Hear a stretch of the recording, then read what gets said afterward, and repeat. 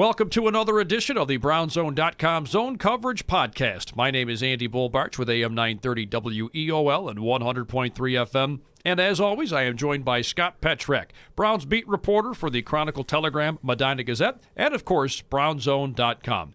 Scott, how are you today? I'm pretty good, Andy. How are you doing? Not too bad. Unfortunately, we are talking about another Browns loss, and the Brown and Orange now 2-5 on the season. Going to be an uphill battle in the second half of the year for sure. A 27-13 setback to the Patriots on Sunday night. There was some good, there was some bad, there was some ugly along the way as well.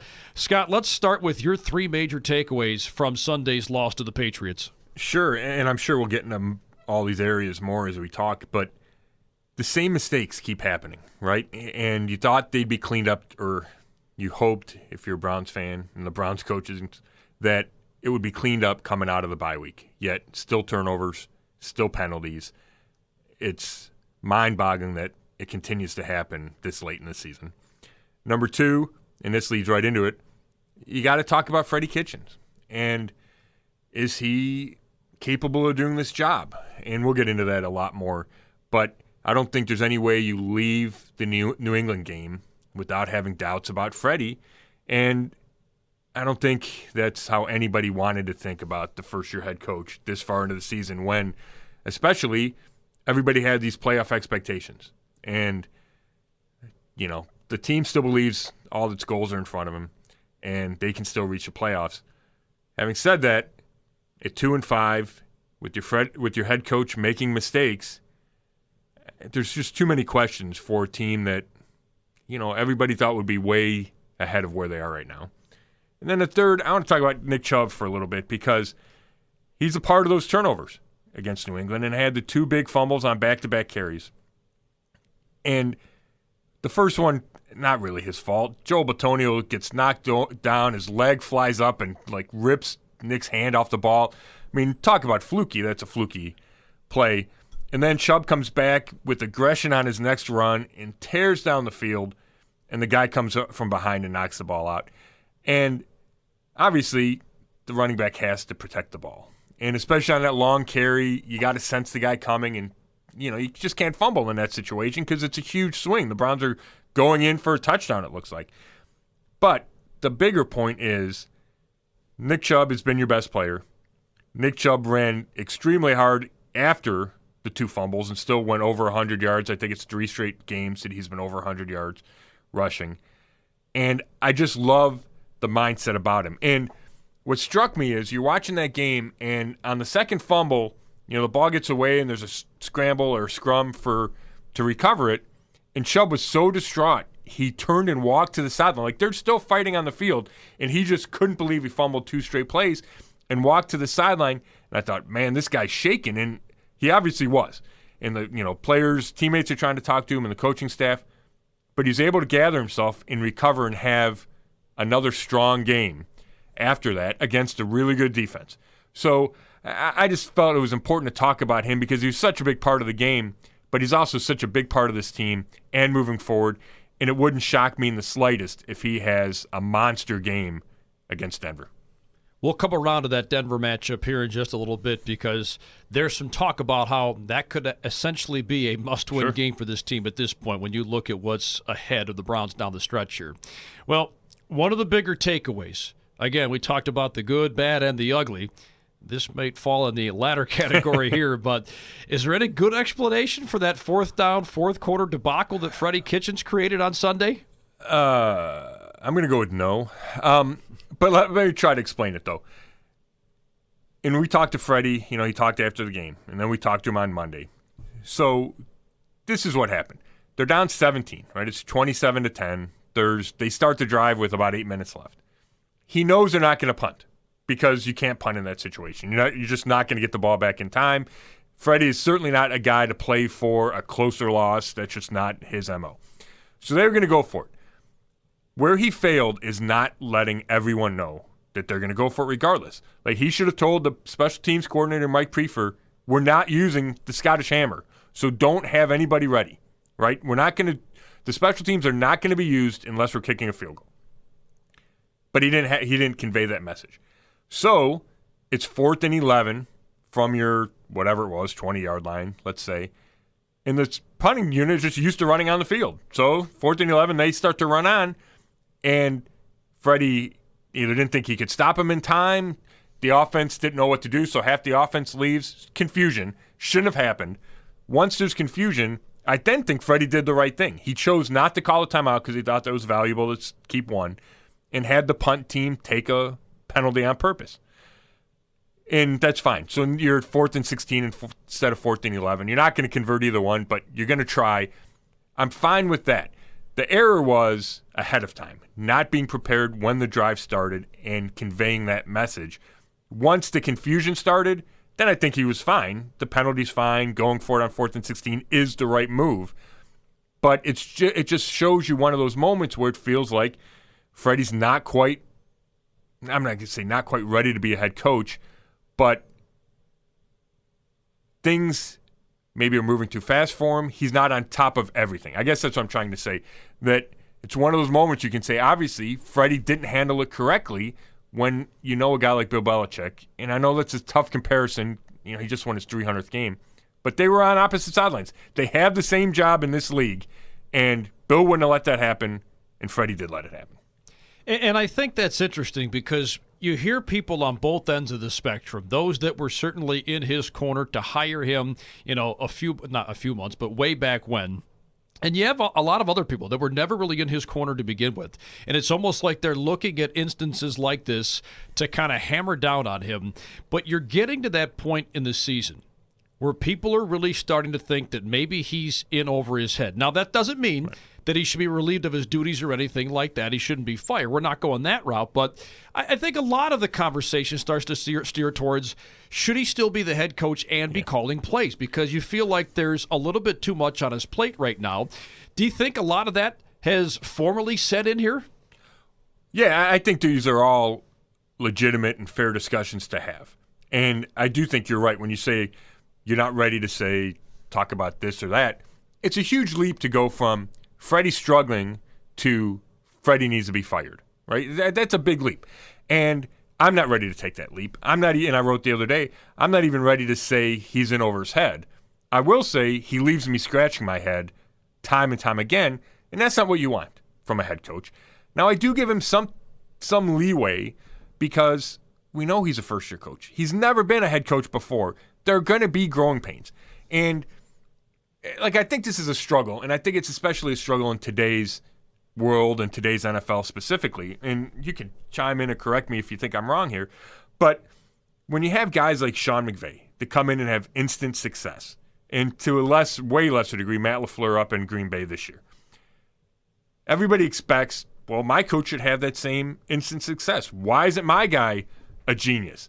And I think those are unfair expectations. I understand where they come from, but I think it's unfair to expect everyone to be great at their job the first time they're doing it. And I think it's natural for most people to grow into a job and to get better at it. Now, what John Dorsey and Jimmy Haslam will have to make a decision at some point, especially if the losses continue, is do you see inside Freddie the ingredients necessary to be a good head coach?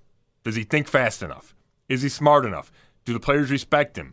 Is he a good leader? All those things that they thought they had in Freddie when they hired him, well, a year in the job gives you a pretty good idea whether or not that guy can do it. And I remember, Rob Chudzinski is the last one and done for the Browns.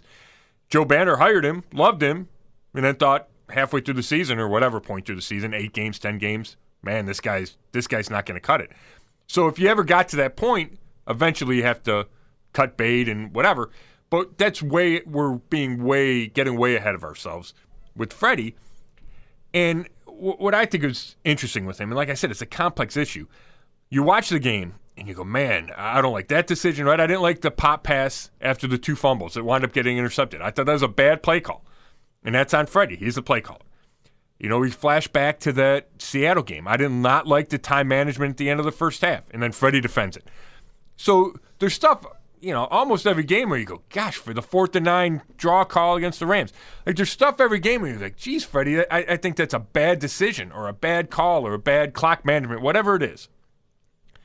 But then I hear him talk, and I hear his explanations, and I don't always agree with them, but I think they come from some solid thinking, right? At least they're logical to some degree. He wanted to score twice against Seattle. I don't agree with it, but I get it makes sense, right? There was really no good explanation for 4th and 9 draw. But this week I heard him talk after that loss to New England, and he made me feel better about Freddie as a head coach. Okay? Now, that doesn't mean everything if you win the press conference, and people can argue that he sounds bad after losses, and he doesn't give good explanations. My point is there's a lot of room for Freddie to get better. As a head coach, the buck stops with him. He does deserve blame for the repeated penalties, and especially the penalties. To a lesser degree the turnovers, but especially the penalties, because he is a head coach and he needs to instill discipline. Having said all that, I haven't myself come to the conclusion that he can't get better at this and that he's going to be a failure. And the only way the rest of the world is going to feel that way is that they start to win games and that these problems get corrected. And I guess the bottom line is it's too early to tell if that will happen. And I don't think inside Browns headquarters they're ready to make that kind of leap. But we all know how much talent this team has. And with talent come great expectations. And I think on our first podcast we talked about that Freddie walked into a really difficult situation as a first-time head coach because of all the talent and because of all the expectations. So having said that, he's going to have to win a certain number of games. And if he loses in Denver and they drop to 2-6 and you lose to a quarterback that's never played before, all of these concerns will reach a much higher level. You've been stating that since February about how the expectations are so wildly different for Freddie Kitchens because he comes into a scenario with a snake-bitten franchise that's got expectations that they've not had in, you could argue, at the very least 10, if not 20, 25 years, 30, right? Yeah. So, I mean, it's been a long time. So you've been mentioning that since February. So I think it's fair to mention that because he walks into a situation where the expectations were so high and the coaching expectations were so wildly different than they had been for at least the last handful of coaches. Now, the expectations were also pretty high for his signal caller as well in Baker Mayfield. Now, I throw this out there because quarterbacks, of course, get too much praise when they win and too much of the blame when they lose. However, I certainly think that we're getting much less from Baker Mayfield this year than we all expected. And there have to be a number of different reasons for that. The line play always gets brought up. Sure. Is it possible that the rest of the league has really kind of picked up and they've been able to, pick up on some nuances and some tendencies of his and he's not been able to adjust? I mean, a second year for a quarterback is usually a pretty darn big one. And I think a lot of fans would tell you they expected a lot more out of Baker this year. Oh, there's no doubt about that. At all. And I think if you look at Baker, and I think in the basic sense of the word, he's regressed. Now that, I think when you say that, it has some connotations, and I'm not sure I'm ready to go to that level that, oh my God, he's taking a step back and, you have to reconsider everything about Baker and his future.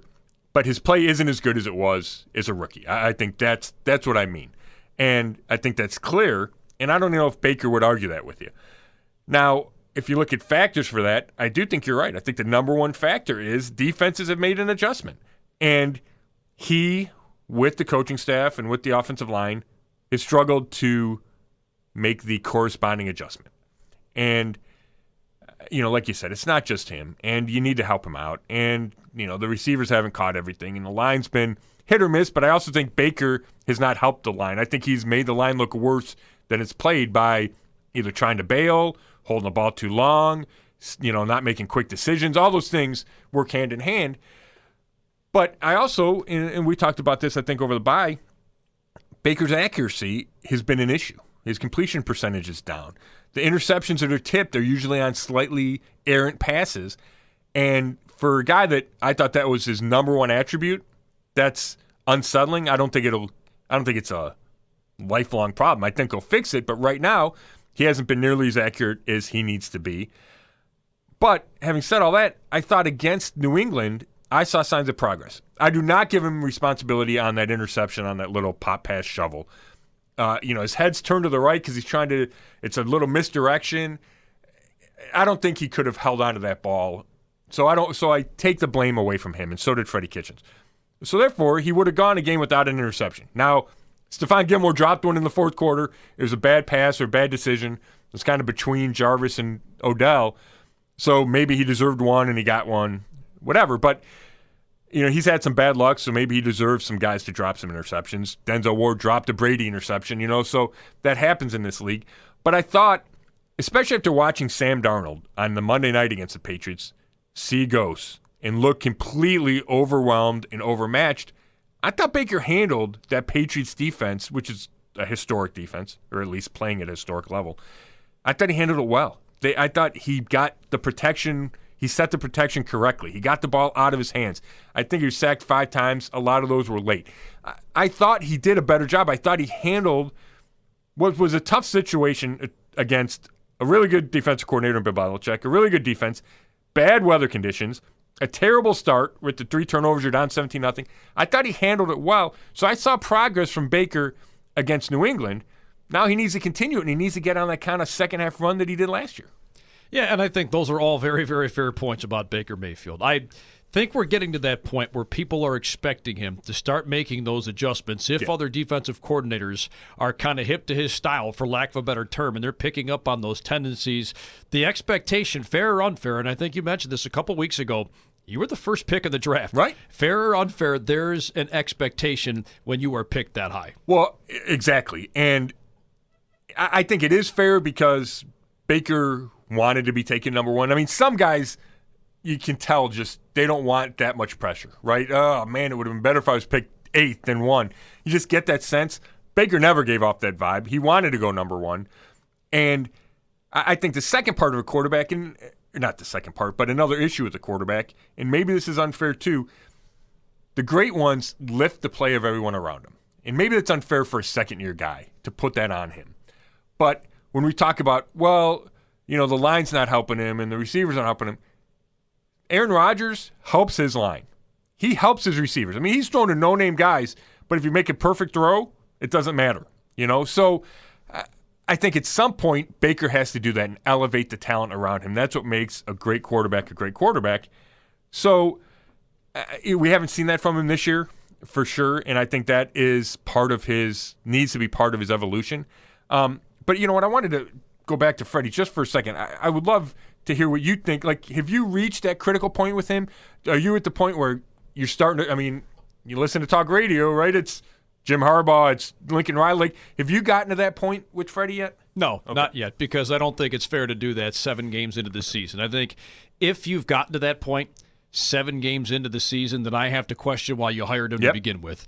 And look, the expectations being as high as they were going into the season, just because you have all the talent in the world doesn't mean that a first-year head coach is going to be able to wave that magic wand and make all those personalities mesh. Right. So it's going to take time, and I know nobody wants to hear that because the Browns won the offseason, but it hasn't translated to wins early on. It was a very difficult schedule over the first half of the season, but I think people are starting to lose patience simply because there was a lot of hype.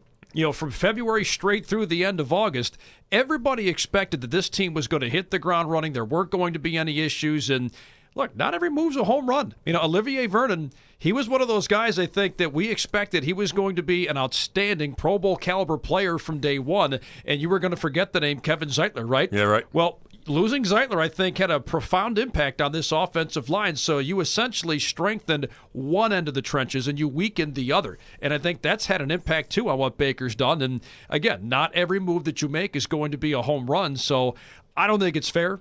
7 games into the season, I think you've got to give him at least a little bit more time.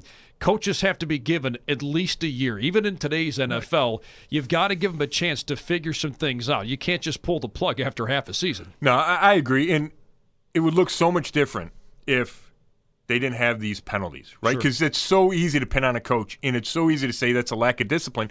And that's true. So I think that would be step one. Clean up that, and at least you don't have like the glare, like the red light blinking at you. What's this coach doing? What's this coach doing? I wanted one thing real quick on what you just said about Olivier Vernon. You're right overall, but he's played his best 2 games the last 2 weeks. Yes. And I really feel like he's coming on. I thought he was a force against the Patriots. Not only did he have a sack, but I thought in the run game, He really stood up. You noticed him play in and play out. So maybe something's clicking there, and maybe this defensive line, which we expected so much out of, will finally start to dominate. Because if you have him and Myles playing at a really high level, Myles Garrett, then that defensive line has a chance to take over. And that's what I'm talking about. You need some time to let these elements come together. Right. Sometimes it just doesn't always come together in camp. Sometimes it doesn't come together for the first month of the season. And truth be told, do you really want to be playing your best football in the first month of the season? You don't. And that's interesting. I'm glad you brought that up. We're talking to Demarius Randall on Monday. And, he's still coming back from the hamstring, isn't sure if he's going to be able to play this week. And before I get to the point that was relevant to what you were saying, I got a text on Friday. Demarius Randall's taking all his Browns mentions off social media. I'm like, oh, my gosh, which, was not an issue 3 years ago, right? That's something a beat writer never had to worry about. Mm-hmm. And I don't even know what his, I'm not following him on social media, but I couldn't tell you. So I looked. I couldn't tell you if it had changed or not. So I asked him yesterday, and he said, no. He goes, all I did was change my profile picture because it had been up for so long. I just wanted to go to a different profile picture. I think he went to his combine picture. So he said it's much ado about nothing. We'll see what happens. I think there's a tiny, tiny chance he gets traded before the deadline this afternoon. I don't think that happens. He's one of my favorite guys to talk to. And when we're talking about actual football, he said, yeah, there's no margin for error left, but maybe that's a good thing. We want to be playing our best football going into January. And he's the ultimate optimist. And he said, why can't we get on a run now, win 7, 8, 9 in a row, go into January on fire? And so he kind of took it as, yeah, it hasn't been ideal, but if this is how it turns out, if now we find our stride, in the second half and heading into the playoffs, that is the ideal scenario. So I'm glad he's still thinking like that. It's tough for me to buy into that because I need to see it. It's like when everybody talks about Freddie's going to be a great coach or this team's going to win 12 games. I need to see it first. And maybe that doesn't make me a great prognosticator, but I think there is an element there where it's hard to believe in something you haven't seen and to have faith that things are going to get fixed. Like, if they couldn't fix their mistakes coming out of a bye, why are they going to fix their mistakes the next week? So until they do it, I have skepticism. And I also think, well, they haven't won 2 games in a row. So what makes you think they're going to win 8 of 9 to finish the season, which is, in my mind, what they need to do to have a chance to win the AFC North? So I do understand that it's possible, and I still understand that they have the talent, and I understand that the schedule's much easier moving forward. But until they play better, I think it's silly to expect any kind of run. So I guess that's the bottom line, right? Yes, they can win 8 of 9, but they're going to have to play like a different team to win 8 of 9. Yeah, and I think to your point, a lot of things are going to have to change, and you're counting on a lot of guys figuring some things out, turning the corner. Odell Beckham Jr. is a guy that's always under the microscope for whatever the reason, and he was targeted, 17 times last week? Or was it 7? Against the Patriots, it's 7. 7 times last week. And it was one of those deals where if he's targeted 7 times, they're doing everything they can to get him the ball.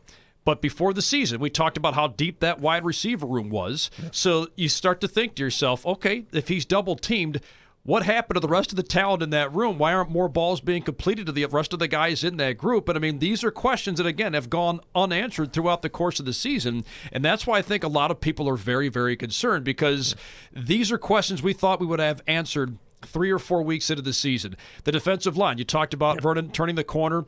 If he's turned that proverbial corner, and you mentioned the last 2 weeks, he's played great. Are there some other guys in that defensive line? Because that was another group we talked about during training camp. That's a very deep group. Yep. Are they going to start playing like that group we thought that we had back in July and early August? Sure.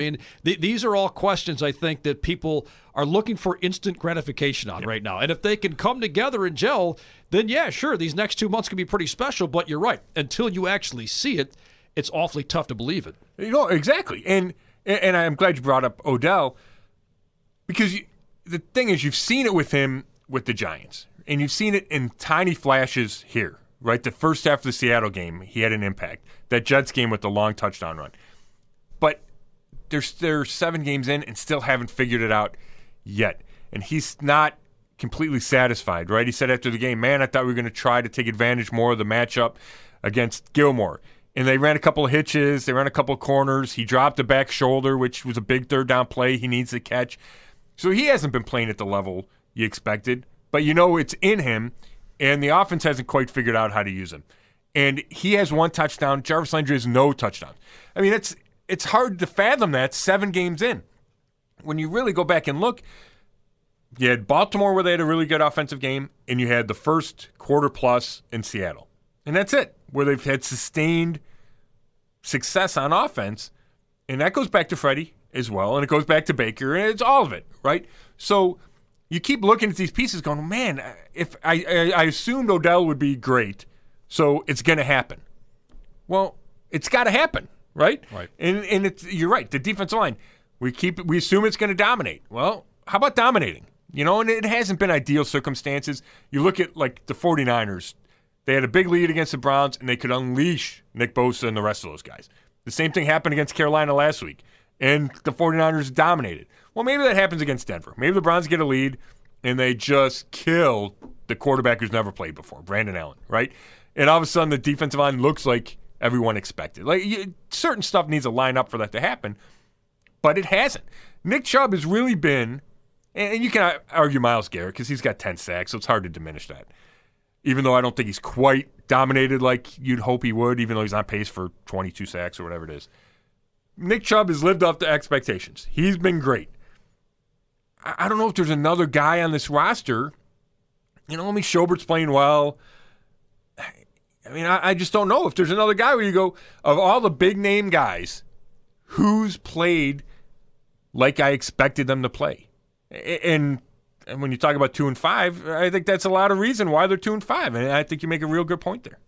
Well, we'll talk about some trades here momentarily. You know, the deadline is at 4 o'clock today. Jannard Avery, a little bit of a shocker. I mean, look, he was finally active, and at least in the early stages of the Patriot game, he looked pretty good, and then he gets dealt 24 hours later. Was that a bit of a surprise to you? It was, although I think you did see the writing on the wall when he was a healthy scratch 5 times. I think he's a guy that, you know, the rumblings, he showed up to camp not in great shape. You know, probably wound up in the doghouse, had a hamstring injury early. You combine that with new defensive scheme, which, you know, if you're only rushing the passer on 3rd down, which was his role, I'm not sure the scheme matters that much between Greg Williams and Steve Wilkes. Steve Wilkes said wasn't the issue.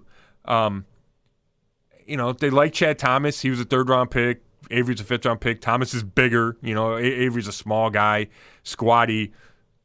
Thomas is a guy that's bigger, stronger, can set the edge against the run.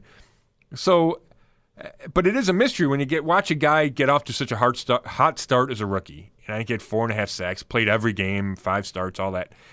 For him to disappear like that, I understand why fans question that and wonder why the coaching staff's doing it. The only thing I can say is I'm sure they have their reasons. I don't think Jannard Avery is a difference maker, you know, and maybe he'll go to Philly and light it up, but I just don't think that's the case. But what's interesting is that John Dorsey's willing to give up on him so quickly, right? He drafted him. He liked him. It's the same thing with Austin Corbett, you know, that he bailed on both those guys really quickly, less than a year and a half into their careers. And, you know, Avery, he got a 4th-round pick back. It's not till 2021, so, you know, it's a wash. 5th-rounder in 2018 versus a 4th-rounder in 2021. But it does say something about John Dorsey that he's willing to kind of cut bait in a hurry. And I also wonder if there's a little bit of conflict there with the coaching staff. Like, hey, I drafted this guy for a reason. I think he can play. You're not playing him. I'm going to go get something for him. But you shouldn't just sit on the bench. You know, you wonder if there's any kind of disconnect there because it is a bit of a head-scratching move. Yeah, no question about it. Well, we'll talk about this Broncos matchup coming up on Sunday. You're going to be in Denver on Sunday, right? I am. Going out to Mile High City. Well, certainly seems as though the deck is stacked in the Browns' favor. You mentioned that you've got a quarterback starting that's never started before, Joe Flacco out. What you hate to use the phrase must win shortly after Halloween, Sure. but the way things have progressed, 7 games into the season, now at 2-5, people beginning to panic a little bit, knowing what's ahead. Does this become a must-win game, all things considered? Yes. I got no problem using must-win in this situation. I think I would have used it even before Flacco was out. I'm for sure using it now. If you can't beat a quarterback that's never thrown a pass in the league, for a team that's struggling, for a team with another rookie head coach, for a team where Flacco ripped the coaching decisions after the loss to Indianapolis, they should have won that Indianapolis game on Sunday. They played pretty well. I mean, it's not an easy team. It's not a rollover type of game. In fact, the early spread was the Broncos by 1. I'm sure that'll change given Flacco's not playing, but it won't. It might not change dramatically. Maybe the Browns will be 2 or 3 point favorites. But, I mean, it's a solid team with playmakers on defense. They still got Von Miller. They still got Phillip Lindsay on offense. I think Coleman's the second guy that's running for him, had a pretty good game against Indy. And they almost won on the road against Indy. So you can't dismiss them. So I don't think the Browns should take them lightly, even with a no-name quarterback. Having said that, if the Browns are going to do anything, this is a game they have to win. It's that simple, and I think that just is even more true given the fact that Joe Flacco's not going to play. Yeah, you just get the impression the hole's going to be entirely too deep if they don't win on Sunday. No doubt about that. No doubt. Well, enjoy the trip on Sunday. The more important question here is, will you get a chance to do some golfing out there? Well, I was hoping to, because my uncle lives out there, and we love to golf together, and I'm going to stay out there Tuesday. So I was really hoping to play, and I haven't ruled it out completely, except that when I looked at the weather yesterday in Denver, it was snowing and 19 degrees. Oh, boy. So it's calling for, I think, 52 on Sunday for the game and 49 on Tuesday. So that's in the area of being able to play. But hearing it was 20 and snowing, and I think it's still like that today, makes me put that in a questionable situation. I'll tell you what, though, it's fun to play out there. I've played out there a few times. The ball goes forever. I believe that. Mile high, you hit it up in the air. And it obviously has more of an impact if you're a professional and you hit the ball a mile up in the air. But don't sell yourself short, man. I've seen you play before. But it does fly, and it's fun. It's fun to play out there. You usually get some great scenery with the mountain background and stuff. It's fun to play out there. Nice. Well, hopefully you get a chance to play out there so we can discuss a Denver version of the golf shot of the week. And while we're on the golf shot of the week, you didn't get a chance to play it all this week, did you? I don't have one, no. No, too busy, and then the weather was not good over the weekend. So I've not played. It's been weeks. I'm actually, we're talking on Tuesday, almost at noon, we're taping this, and I'm hoping to go get 9 holes in before they make any trades. I got my laptop, I got my phone, I'm on call, but I'm hoping to squeeze a couple of shots in here when it's 65 and sunny. Yeah, because those days are quickly dwindling, no doubt about that. I mean, they're talking about maybe mid-40s this weekend, high 40s. That's still golfable weather. Not sure if that's a word, but I just made it up if it wasn't before. But I'm going to use that excuse with my wife this weekend and see if I can get out there on Sunday. Scott, always a pleasure. Safe travels to Denver. We'll do this again next week. Sounds good. Thanks, Andy. All right, again, Scott Petrak, Browns beat reporter with the Chronicle, Telegram, the Medina Gazette, and, of course, BrownsZone.com. For Scott Petrak, this is Andy Barch saying thank you so much for tuning in to another edition of the BrownsZone.com Zone Coverage Podcast. We'll catch you again next week.